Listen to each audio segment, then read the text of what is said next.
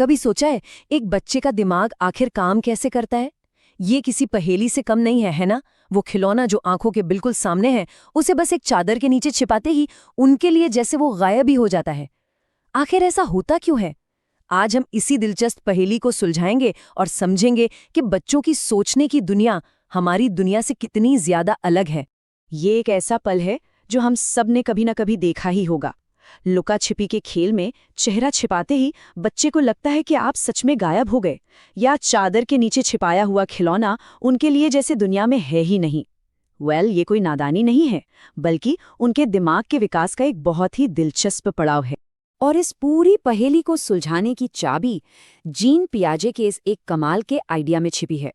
उन्होंने हमें समझाया कि बच्चों को छोटे अडल्ट समझना हमारी सबसे बड़ी भूल है। उनकी सोच का ढांचा, उनका लॉजिक हमसे पूरी तरह अलग होता है। तो चलिए मिलते हैं इस कहानी के हीरो से, जीन पियाजे, एक स्विस मनोवैज्ञानिक जिन्होंने बच्चों के दिमाग की इस अनोखी दुनिया को समझने का नजरिया ही बदल दिया। पियाजे का सबसे बड़ा और क्रांतिकारी आइडिया ये था कि बच्चे कोई खाली बर्तन नहीं होते जिनमें हम जानकारी भरते हैं। नहीं, बिल्कुल नहीं। वे तो नन्हे वैज्ञानिक हैं जो अपने अनुभवों से, अपने आसपास की दुनिया से खेलते हुए अपनी समझ खुद बनाते हैं। अब इससे पहले कि हम विकास के इस शानदार सफर के अलग अलग पड़ावों को देखें, हमें उन 3 बुनियादी औजारों को समझना होगा जिनका इस्तेमाल एक बच्चे का दिमाग सीखने के लिए करता है। यही पियाजे की पूरी थियरी की नींव है। तो सबसे पहला टूल है स्कीमा। अब ये क्या है? जरा सोचिए कि हमारे दिमाग में ना जानकारी के छोटे छोटे फोल्डर्स बने हुए हैं। जब बच्चा पहली बार कुत्ता देखता है तो उसके दिमाग में एक कुत्ता नाम का फोल्डर बन जाता है। उसमें क्या जानकारी होती है? 4 पैर, 1 पूंछ और भौं भौं की आवाज। अब आता है दूसरा टूल, आत्मसात। तो मान लीजिए बच्चे ने पहली बार गाय देखी। 4 पैर है, 1 पूंछ, अरे वो भी है। तो दिमाग क्या करेगा? वो इस नई जानकारी को पुराने यानी कुत्ते वाले फोल्डर में ही फिट करने की कोशिश करेगा और शायद उसे बड़ा कुत्ता कह दे। इसी को कहते हैं आत्मसात। नई जानकारी को पुरानी समझ में फिट कर ले। लेकिन फिर कोई उसे बताता है कि नहीं, ये कुत्ता नहीं है, ये तो गाय है और ये भौं-भौं नहीं करती। अब दिमाग में एक कन्फ्यूजन पैदा होता है। यहीं पर काम आता है तीसरा और सबसे जरूरी टूल, समायोजन। बच्चा समझता है कि पुराना फोल्डर काफी नहीं है, तो वो या तो कुत्ते वाले फोल्डर को अपडेट करता है या फिर गाय के लिए एक बिल्कुल नया फोल्डर बना लेता है। असली सीखना यही होता है। तो आसान भाषा में समझे तो आत्मसात मतलब पुरानी फोल्डर में एक और कागज डाल दिया। लेकिन समायोजन का मतलब है या तो उस फोल्डर में बदलाव किया या फिर एक नया फोल्डर ही बना लिया। सीखने की पूरी कहानी बस इसी लेन देन पर चलती है। तो अब जब हमारे पास ये तीनों औजार हैं, हम पियाजे के बताए उस बड़े सफर पर निकलने के लिए बिल्कुल तैयार हैं। एक ऐसा सफर जिसमें 4 बड़े और अहम पड़ाव आते हैं। ये हैं वो 4 पड़ाव: संवेदी गतिक, पूर्व संचालन, मूर्त संक्रियात्मक और औपचारिक संक्रियात्मक। हर पड़ाव हमें दिखाता है कि उम्र के साथ बच्चे की सोच कैसे बदलती है और विकसित होती है। चलिए एक एक करके इन पड़ावों को समझते हैं। पहले पड़ाव से शुरू करते हैं। सफर का पहला पड़ाव है संवेदी गतिक अवस्था, जो जन्म से करीब 2 साल तक चलती है। इस स्टेज में बच्चा अपनी दुनिया को सिर्फ और सिर्फ अपनी इंद्रियों से समझता है, मतलब देखकर, सुनकर, छूकर और चखकर।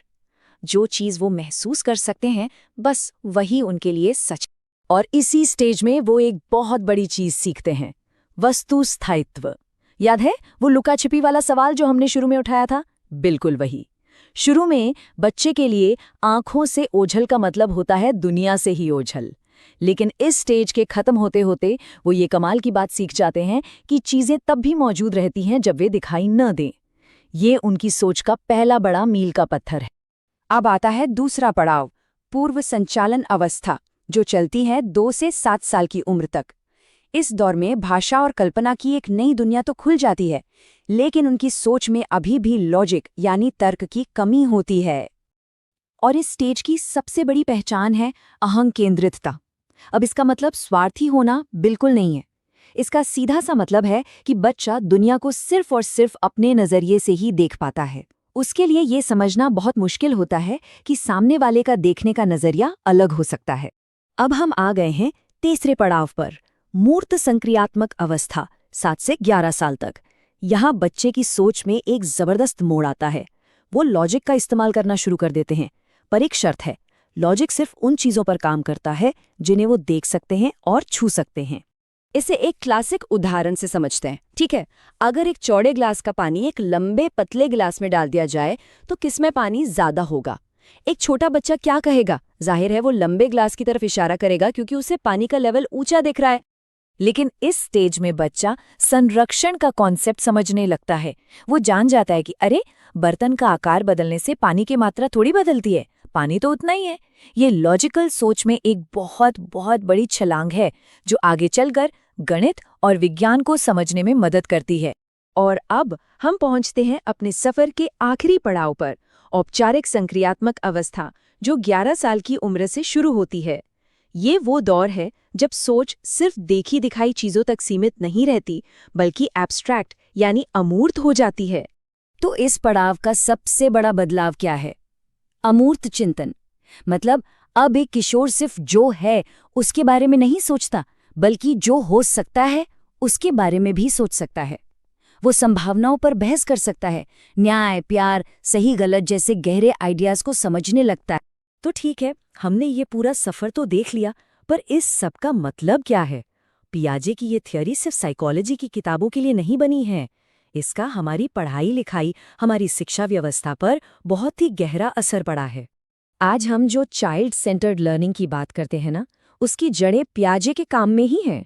ये आइडिया कि बच्चे रट्टा मारकर नहीं बल्कि कुछ करके सीखते हैं, और ये कि टीचर का काम सिर्फ पढ़ाना नहीं बल्कि एक गाइड की तरह बच्चों को खुद खोजने में मदद करना है, ये सब पियाजे की ही तो विरासत है।